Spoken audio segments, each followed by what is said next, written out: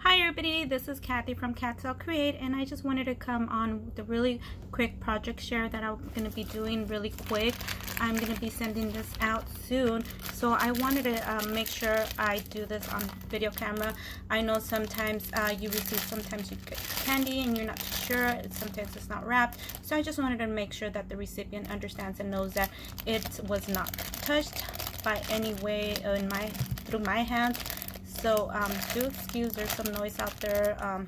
So this is the way I do it. So I will go ahead and open the bag. Oops. Cut it open.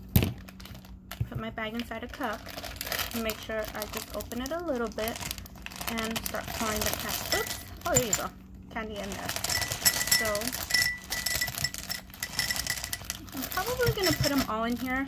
Reason is because my recipient did say that they love jelly beans, so I might as well just put it all in there. There you go. It's all in here.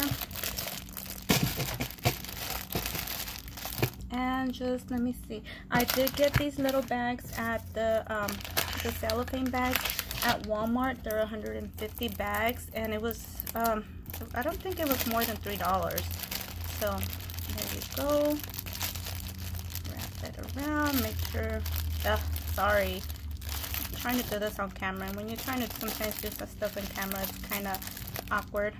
So twist the tie in there, make sure it's on closely. I'm gonna cut a little bit of this because I really don't want that much hanging on there. There you go. I do have these little cute baggies. And I'm just gonna go ahead and put my Easter candy in there. There you go. Oh, how cute! So it has a glue dot up here. So just take that off. And there you go. So there's a cute little way of basically packaging your items up. Well, thank you everybody for taking the time to watch this, and we will see you guys on our next video.